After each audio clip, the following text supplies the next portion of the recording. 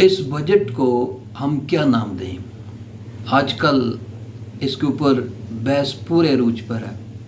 कारोबारी तबकात हों, सरमायाकार हों, सरकारी मुलाजम हों या निजी सतह पे काम करने वाले लोग हों, सब इस बात के ऊपर सोच रहे हैं कि ये जो एदाद शुमार का गोरख धंधा जिसको हम बजट कहते हैं, जो हमारे साथ हर साल खेला जाता है, बल्कि पूरा साल ही ये प्रोसेस जारी रहता है। बजट आता है, फिर मिनी बजट आता है, फिर और को कई चीज़ें आती हैं। ये रोला, ये शोर शराबा बखूबी हर तरफ सुनाई देता रहता है, कभी भी ख़त्म नहीं हुआ। तो इसको क्या नाम दिया जाए? क्या इसको फ्रॉड कहा जाए? क्या इसको धोखाधड़ी कहा जाए? क्या इसको अवाम दोस्त कहा जाए? अगर जो भी नाम दिया जाए वो किन ग्राउंड्स पर दिया जाए, उसकी क्या वजूहत हो सकती हैं? देखिए, सबसे पहली बात तो ये है कि ये बजट जो मौजूदा हुकूमत ने पेश किया, पंजाब हुकूमत भी दे चुकी, सिंध हुकूमत भी दे चुकी, खैबर पख्तूनख्वा ने तो बहुत जल्दी में दे दिया, इसको हम कभी भी अवाम दोस्त नहीं कह सकते, क्योंकि ये बजट IMF की शराइत को, IMF की डिमांड्स को सामने रखते हुए बनाया गया। और जहाँ तक मेरे इल्म में है, IMF हुकाम की तरफ से वफाकी हुकूमत ने जो बजट पेश किया उस पर काफ़ी रजामंदी, काफ़ी खुशी का इजहार भी किया गया।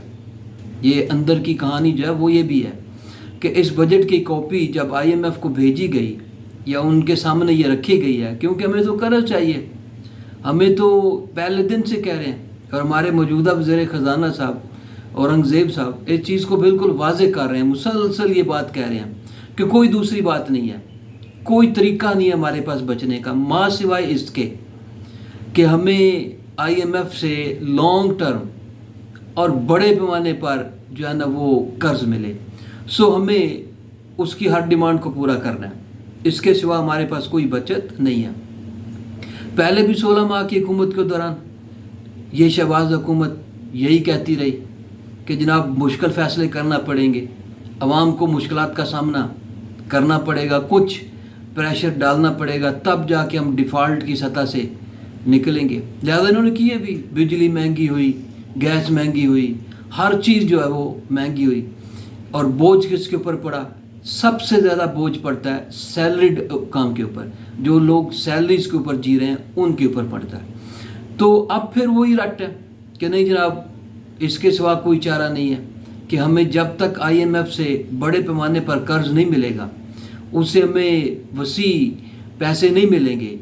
छोटे मोटे अब जो उससे हम लेते थे ना कि ये थोड़ा सा कर्ज ले लिया या छोटा प्रोग्राम ले लिया, अब उन्होंने कहा ये कि नहीं, अब इस समंदर में पूरी तरह से जो है ना वो डूबना है और पूरी तरह से हमने गोता लगाना है, ताकि हम बाद में यहाँ से जो है वो कामयाब होकर निकलें। ये नवीद सुनाई जा रही है कि हमारी मईशत बिल्कुल ठीक हो रही है, अब हमारी मईशत को कोई ऐसा मसला नहीं है, जबकि ये हकीकत है। लोग जानते हैं कि पाकिस्तान टीम की बैटिंग और इसकी मईशत हमेशा ही खतरे का दुचार रही है, उसको हमेशा ही खतरा रहा है। दोनों चीज़ें कभी संभल नहीं सकी। जब से हमें इसे के अंदर दिलचस्पी हुई हमने यही कुछ सुना। बहरहाल ये बजट जो बज़ाहिर अवाम दोस्त कहा जा रहा है, जो ही पेश किया वफाकी हुकूमत ने, मरीम नवाज साहिबा की कॉन्फ्रेंस सामने आ गई, उन्होंने बड़ा अप्रिशिएट किया।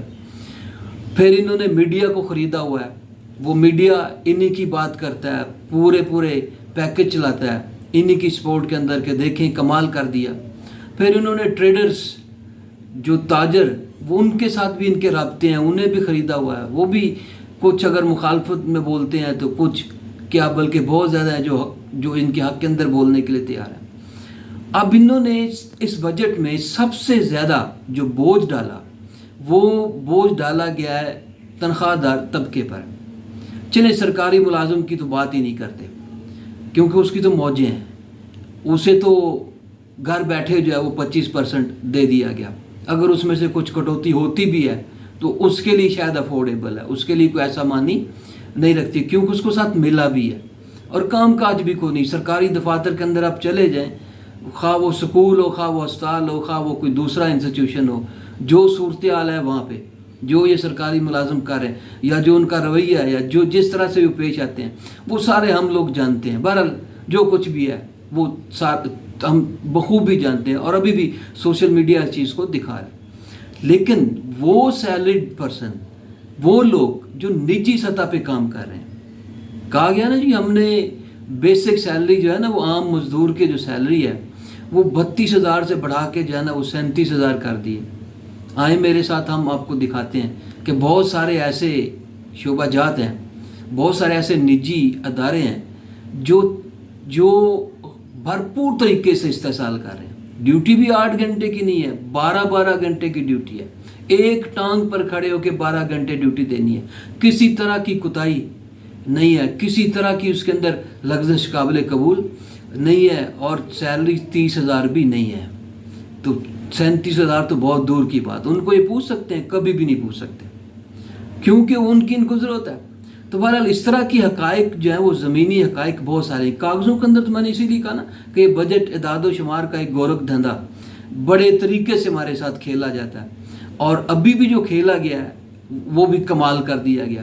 لوگوں کو ابھی تک سمجھ ہی نہیں آئی. 2-3 دن گزر چل رہے ہیں، لوگ ابھی پڑھ رہے ہیں کہ ہے کیا یہ جو ساری پرپوزلز دی گئی ہیں. ابھی تجاویز ہیں، کیونکہ اسمبلی میں بحث ہوگی، پھر ووٹنگ ہوگی، پھر سارا کچھ. وہ تو خیر یہ کروا لیں گے، لیکن ساتھ ساتھ پیپلز پارٹی اور نون لیگ کی جو وہ آپس میں کچھ ٹھنتی ہوئی بھی دکھائی دے رہے ہیں. بلاول بھٹو کچھ زیادہ خوش نہیں ہے اس حکومت کے ساتھ چلنے کے لیے، کچھ زیادہ ایزی نہیں ہے وہ اس دفعہ جتنے وہ 16 ماہ کے دوران تھے.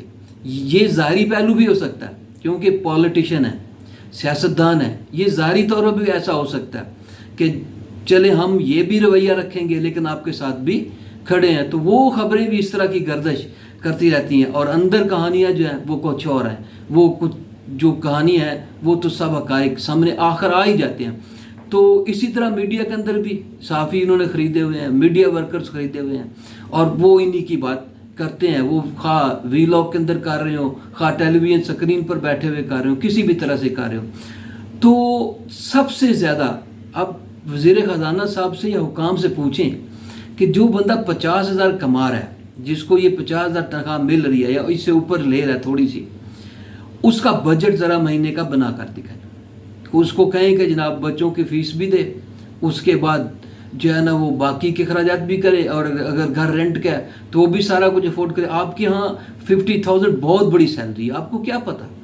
آپ نے اس کو کمال سمجھا. لہٰذا جب ان سے سوال پوچھا گیا نا اورنگزیب صاحب سے، تو بیچارے کافی تڑپے، کیونکہ انہیں اندازہ ہی نہیں ہے.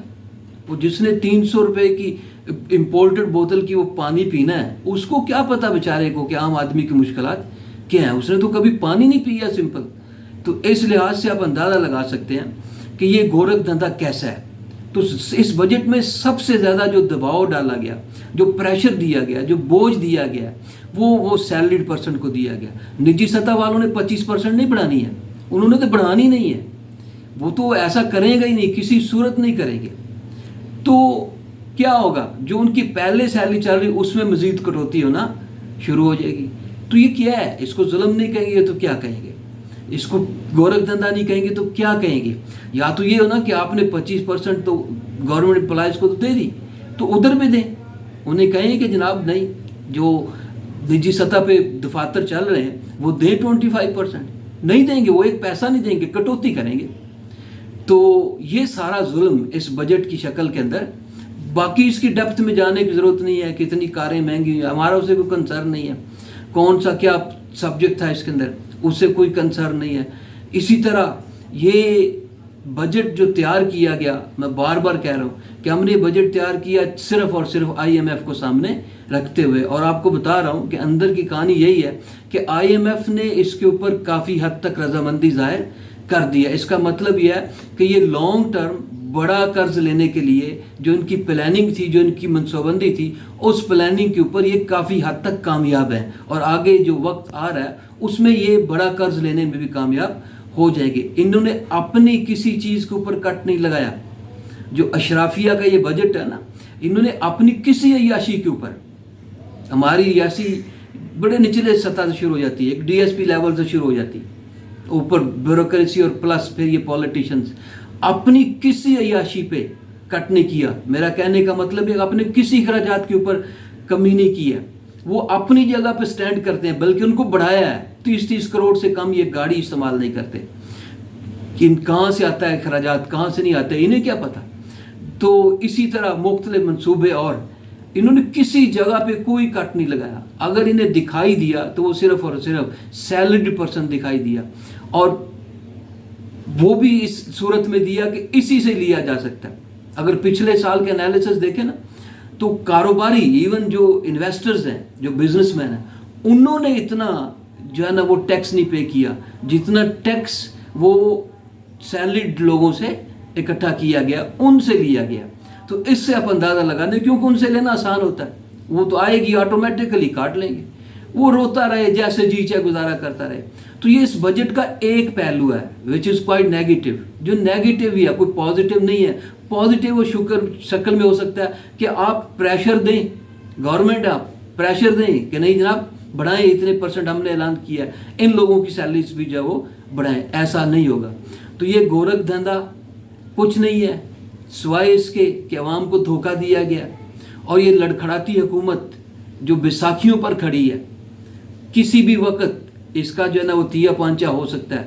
بڑی مشکل سے جو چل رہی ہے، جس کی اصل میں لگامیں کہیں اور ہیں، تو اس نے عوام کے ساتھ کھیلنے کی کوشش کی ہے، اور بڑے اچھے طریقے سے عوام کو تسلیاں دینے کو لگی ہے کہ نہیں دیکھیں ہم جو ہے نا عوام کے لیے ساری پالیسیاں بنا رہے ہیں۔ تو پالیسیاں عوام کے لیے نہیں ہیں، ان کی اپنی ذات کے لیے ہیں، اور وہ IMF سے ملنے والا قرض اس کے لیے ہیں، اور خوش ہیں کہ ہم اس میں کامیاب رہے۔